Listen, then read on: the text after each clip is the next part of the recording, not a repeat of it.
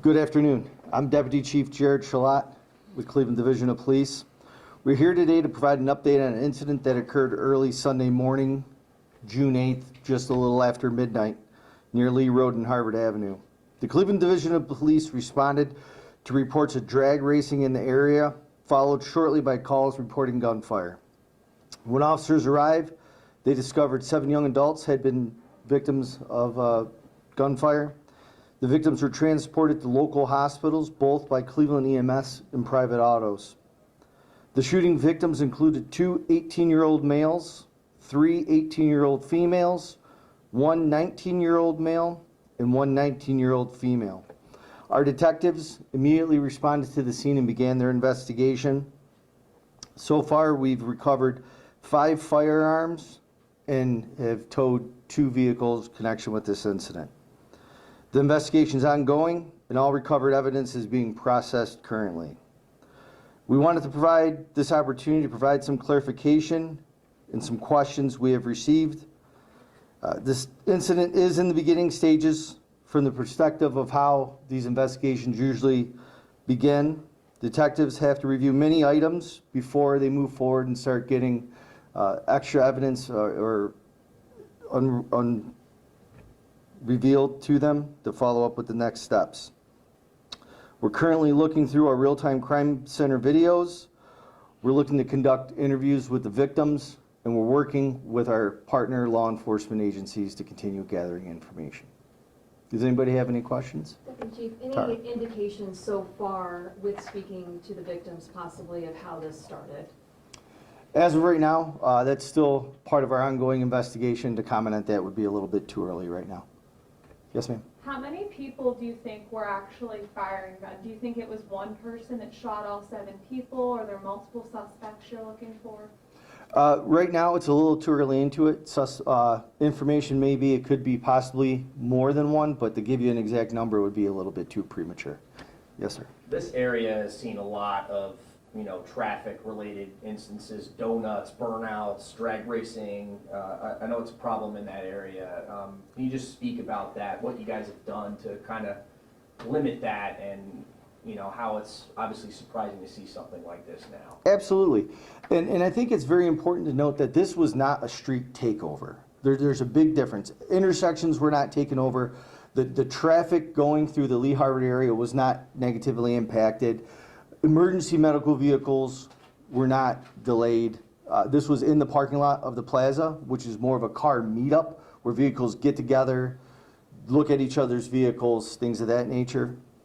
Last summer, we did the milling of that intersection that really curbed a lot of the activity at that intersection. We have our street takeover detail, which was working and responded to this incident to conduct an initial investigation. And we have our summer safety plan in place, which includes looking out for items like this. And we've seen a dramatic decrease in the activity like that. Tara? Another part of the summer safety plan was also letting officers know the new ordinance with properties. Yes.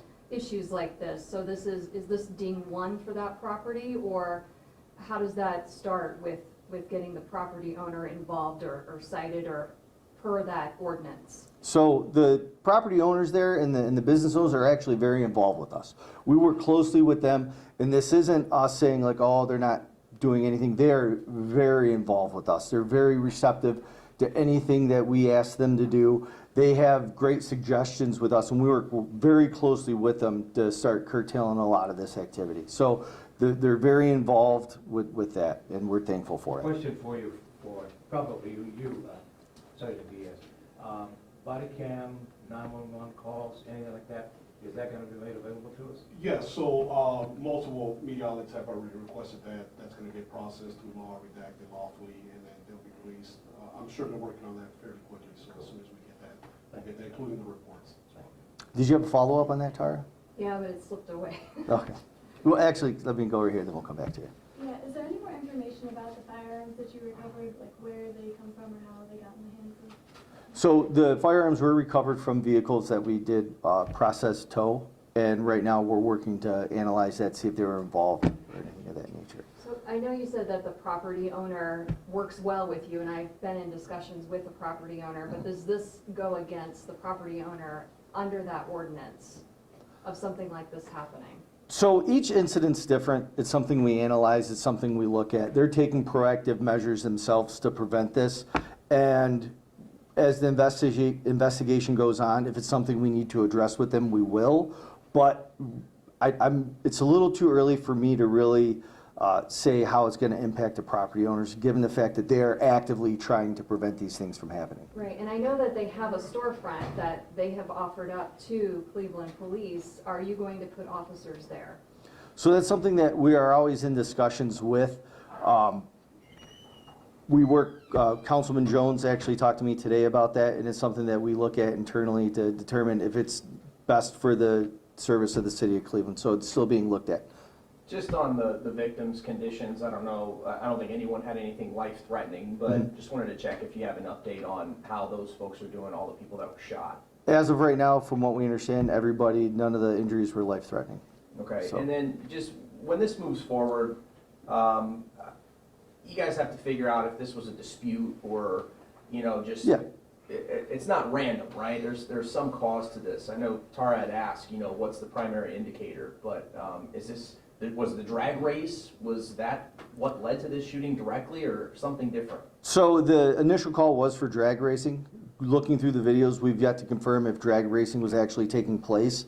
So we're looking at all the videos, and as we get more information from the victims and witnesses, we will be able to clarify that a little bit more. But yes, as of right now, for us to determine the exact cause, it would be a little premature, but we will identify, we'll provide more information as we get it. Do you know how many shell casings were collected from the scene, anything like that, to tell how many bullets were flying through that area? Obviously, that many people, or how many people are in that area, it's lucky that no one was really killed in that situation, right? Absolutely, and we thank God that the injuries were non-life threatening.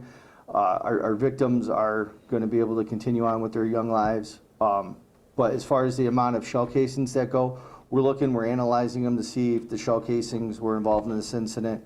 And there were several, but the exact number right now, we're still going through all of that. And then did I see a hand up in the back, ma'am? No. Oh. How many people were at this scene? I know 7 were shot, but how many people were at this meetup or hanging out in this area? So the call that came over was for approximately 100 people in the area. We're looking through our footage, our security footage of the area to determine if that's an estimated number, if that's an accurate number, if it was a little bit less than that. Also, if they were there involved in the incident, or if they were just in the area. So we're coming through all that. How likely are you to arrest anybody that was there if they can be identified?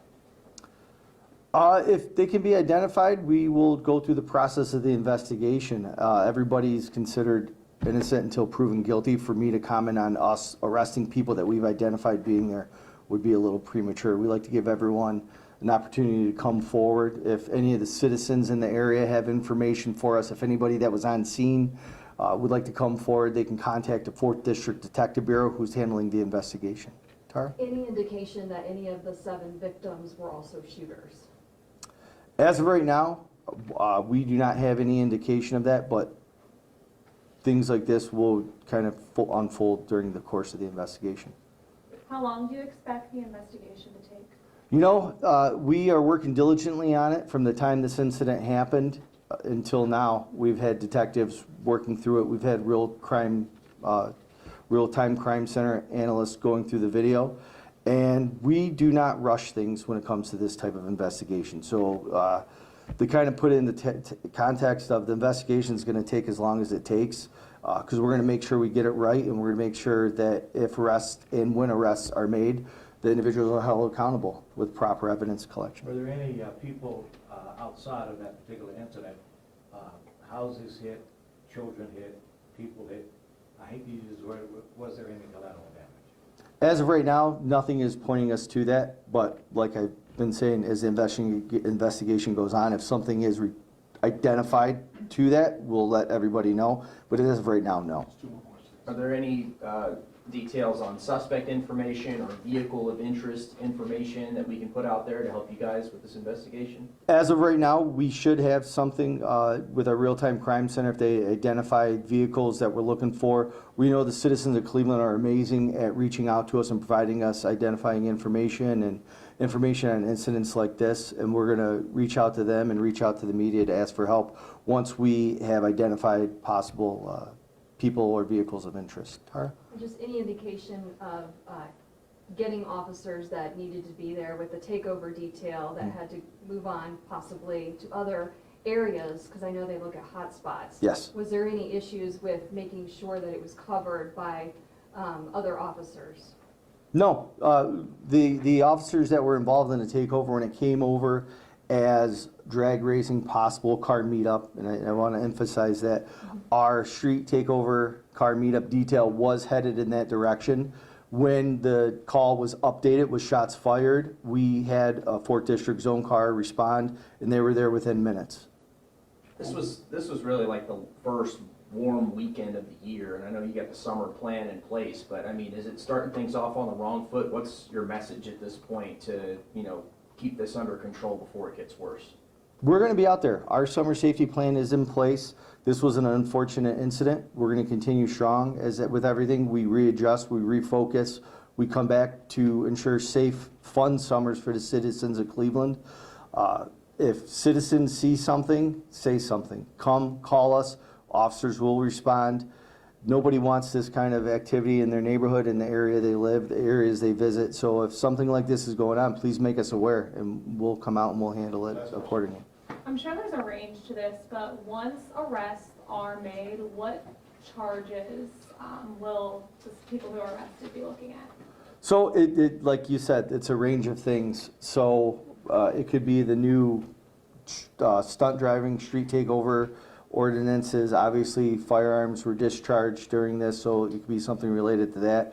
But who would get charged with what crime will really depend on how the investigation unfolds. But it could range in a variety of things. So thank you all very much. Thank you, appreciate it.